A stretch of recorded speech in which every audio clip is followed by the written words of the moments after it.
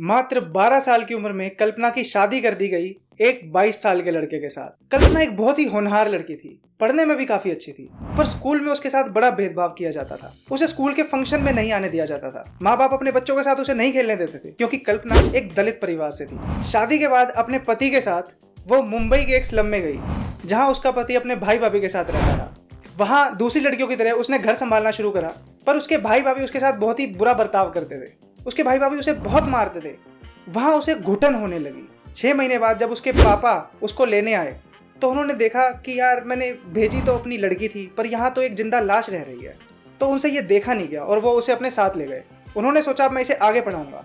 पर हमारा समाज, जब शादी होकर लड़की घर वापस आती है तो उसे बहुत ताने सुनने पड़ते हैं। उसके माँ बाप को भी बहुत ताने सुनने पड़ रहे थे। ये सब देख के उसने आत्महत्या करने का निर्णय लिया और एक जहर की शीशी खा ली। किस्मत अच्छी थी कि सही समय रहते हुए उसे अस्पताल ले जाया गया और वो बच गई। अस्पताल में उसे इस चीज़ का एहसास हुआ कि उसकी ज़िंदगी कितनी कीमती है और उसने कुछ करने की सोची। जब वो सही होकर घर वापस आई तो वो मुंबई गई। मुंबई में उसने एक कपड़े की फैक्ट्री में काम करना शुरू करा। उसे महीने के सिर्फ 2 रुपये मिलते थे, पर उसने जल्दी ही काफ़ी अच्छी सिलाई सीख ली, जिससे उसे सीनियर टेलर बना दिया गया और उसकी सैलरी भी बढ़ा दी गई। जिंदगी काफ़ी अच्छी चल रही थी, पर तभी एक ऐसा हादसा हुआ जिसने कल्पना को झकझोर के रख दिया। कल्पना की बहन की तबीयत खराब हुई और इलाज के पैसे ना होने के कारण उसकी मृत्यु हो गई। इस हादसे से कल्पना इतनी प्रभावित हुई कि उसने सोच लिया कि अब उसे इतना पैसा कमाना है कि अब उसके परिवार में किसी के साथ ऐसा नहीं होगा। उसने बैंक से 50,000 रुपये लोन लिया, सिलाई मशीनें खरीदी और खुद का काम करना शुरू करा। दिन में 16-16 घंटे काम करके कल्पना ने पैसे कमाए, लेकिन उसे इस चीज़ से सेटिस्फैक्शन नहीं हुआ। उसने जितने पैसे आ रहे थे उसे फर्नीचर के बिजनेस में डाला। फिर उसको एक मौका मिला जहां वो एक घर सस्ते में खरीद सकती थी। आदमी के ऊपर केस चल रहा था, पर उसे पैसे चाहिए थे। उसे महंगा घर सिर्फ 2.5 लाख में मिल रहा था। आदमी का कहना था कि पैसे अभी दे दो, पर उसने उसे 1 लाख रुपए दिए और बोला बाकी 1.5 लाख में 6 महीने बाद दूंगी। आदमी मान गया। उसने वो घर खरीदा। उसके केस को वो 2 साल तक लड़ी और जीत गई। जिंदगी में बदलाव तब आया जब उसने केस प्रोडक्शन के साथ मिलकर एक मूवी लॉन्च की, जिसमें महाराष्ट्र में रह रहे दलितों की स्थिति दिखाई गई थी। 2001 तक कल्पना फेमस हो चुकी थी। कमानी ट्यूब्स के वर्कर कल्पना के पास आए क्योंकि उनकी कंपनी काफी घाटे में चल रही थी। कल्पना के एडवाइजर्स ने उसे मना किया, अरे ये तो सुसाइड मिशन है, ये कंपनी घाटे में है, ये डूब जाएगी। कल्पना को भी लगा था, कल्पना मना कर रही थी, नहीं मैं नहीं करूंगी इसे। पर उसे वर्कर्स की कंडीशंस देख के अपने दिन याद आ गए। उससे रहा नहीं गया, वो कंपनी की चेयरमैन बन गई और देखते ही देखते वो कंपनी को घाटे से मुनाफे में ले आई। कमानी ट्यूब्स और ऐसे ही कई सारे कारनामों की वजह से उन्हें काफी अवार्ड्स मिले हैं और 2013 में उन्हें पद्मश्री अवार्ड भी मिला है। मुंबई की झुग्गियों में रह रही कल्पना 1000 करोड़ से ज्यादा की कंपनी की मालकिन बन चुकी है। इसलिए आज उन्हें लोग ओरिजिनल स्लमडॉग मिलियनेयर के नाम से जानते हैं। आज उनकी नेट वर्थ 900 करोड़ है। ड्रैगन्स परसेप्शन में आपका स्वागत है। पता है, बहुत सारे लोग अमीर बनना चाहते हैं। बहुत सारे लोगों के पास रिसोर्सेज भी है और नॉलेज भी है कि कैसे अमीर बने, पर बहुत कम लोगों के पास वो हिम्मत होती है जिससे वो काम कर सके, जिससे वो अमीर बन सके। जब लोग बोलते हैं ना कि मेरे लिए पैसा जरूरी नहीं है, तो या तो उनके अकाउंट में बहुत सारे पैसे ऑलरेडी पड़े होते हैं और या उन्होंने बहुत टाइम से गरीबी देखी नहीं होती। कम से कम आज की दुनिया में पैसा एक ऐसा टूल है जिससे आप अपनी जिंदगी बेहतर बना सकते हैं। पैसा कमाने के बहुत सारे तरीके हैं, पर ब्रॉडली हम इसे 4 कैटेगरी में डिवाइड करते हैं। इसमें मैं किसी भी कैटेगरी को ऊपर या नीचे नहीं बता रहा, सबके अपने अपने फायदे और अपने अपने नुकसान हैं। पहली कैटेगरी है एम्प्लॉई।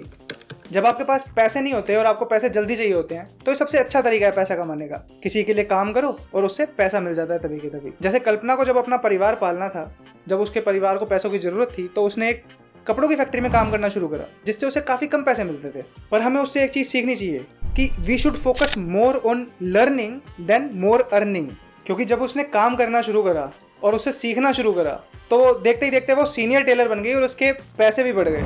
जब एम्प्लॉय बोलता है कि पैसा उसके लिए सब कुछ नहीं है, तो कहीं ना कहीं वो सही बोल रहा होता है, क्योंकि उसे सेंस ऑफ सिक्योरिटी चाहिए। उसके लिए सिक्योरिटी पैसे से बड़ी है। ज़्यादातर एम्प्लॉय की कैटेगरी छोड़ के किसी और कैटेगरी में पैसे नहीं कमा पाते, क्योंकि वो इसके कंफर्ट और सेंस ऑफ सिक्योरिटी को एंजॉय कर रहे होते हैं। जब भी हम एक कैटेगरी के पैसे कमाने के तरीके से दूसरी कैटेगरी में जाना चाहते हैं तो उसके लिए बहुत हिम्मत चाहिए। आपका सेंस ऑफ पर्पस इतना स्ट्रांग होना चाहिए कि आपके रास्ते में कितनी भी रुकावटें आए, लेकिन आप उन सबको पार करके अपना गोल अचीव कर सको। जैसे कल्पना को जब पता चला कि उसकी बहन की मृत्यु हो गई क्योंकि उसके पास पैसे नहीं थे उसे बचाने के लिए, तो उसे पता था कि अब मुझे कुछ ना कुछ ऐसा करना है जिससे मेरे पास पैसे ज़्यादा आए।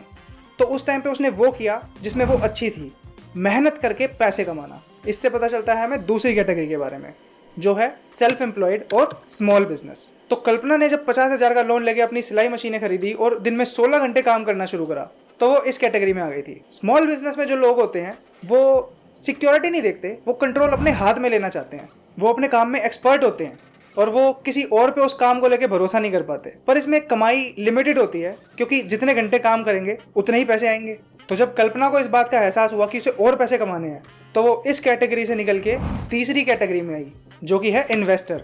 जब उसने फर्नीचर बिजनेस में इन्वेस्ट करा और रियल एस्टेट में इन्वेस्ट करा, तो वो उससे एक इन्वेस्टर बन गई, क्योंकि उसके पास नए सोर्सेज ऑफ इनकम आ गए जहाँ पे उसे काम नहीं करना पड़ रहा था। जो एक इन्वेस्टर होता है वो पैसे से पैसा कमाता है। इन्वेस्टर मनी को वेल्थ में कन्वर्ट करता है। मनी हम नंबर्स में देखते हैं और वेल्थ टाइम में देखी जाती है। जैसे आज अगर आप काम करना छोड़ दे तो कितने टाइम तक आप अपना सेम लाइफस्टाइल मेंटेन कर सकते हैं, ये आपकी वेल्थ है। इन्वेस्टर बनने के लिए आपके पास पैसे होने चाहिए जिसको आप इन्वेस्ट कर सकें, और आपके अंदर एक रिस्क लेने की चाहत होनी चाहिए। फोर्थ कैटेगरी है बिजनेस ओनर्स। जो बिजनेस ओनर्स होते हैं वो एक ऐसा सिस्टम क्रिएट करते हैं कि अगर वो वहां पे ना भी रहे तब भी कंपनी चलती रहे और प्रॉफिट बनता रहे। ये लोगों को हायर करके एक सस्टेनेबल सिस्टम क्रिएट करते हैं। जो बिजनेस लीडर्स होते हैं वो अपने साथ सबको आगे बढ़ाना चाहते हैं। कल्पना इस कैटेगरी में जब आई जब वो कमानी ट्यूब्स की चेयरमैन बनी, जब उन्होंने एक लॉस में कंपनी जो थी उसको प्रॉफिटेबल बना दिया। कल्पना ने अपनी जिंदगी में सारी कैटेगरीज में पैसे कमाए हैं, जिससे वो एक बहुत ही इंस्पायरिंग फिगर भी बन गई हैं आज के लोगों के लिए। अगर आपको अमीर बनना है तो सबसे पहली चीज आपको ये ध्यान रखनी चाहिए कि आपका वाई क्या है, आपका सेंस ऑफ पर्पस क्या है। आपका सेंस ऑफ पर्पस इतना स्ट्रांग होना चाहिए कि जब आप अमीर बनने के रास्ते पे निकलें, कितनी भी रुकावटें आए, आप सबको पार करके अपना गोल अचीव करें। रास्ते में आपको बहुत बार बदलना पड़ेगा, आपको लगातार अपने आप को इंप्रूव करना पड़ेगा, और वो सब तभी होगा जब आपका सेंस ऑफ पर्पस इतना स्ट्रांग होगा कि आप सब कुछ करने को तैयार रहेंगे। उसके बाद आपको इस टाइम पे आपके लिए कौन सी कैटेगरी अच्छी है जिसमें आप पैसा कमा सकते हैं, ये डिसाइड करना है, और अपना एक अमीर बनने का पाथ डिसाइड करना है कि मेरे को इस तरह से अमीर बनना है। ड्रैगन्स परसेप्शन में हम लोगों को उनका मैक्सिमम पोटेंशियल अचीव करवाना चाहते हैं।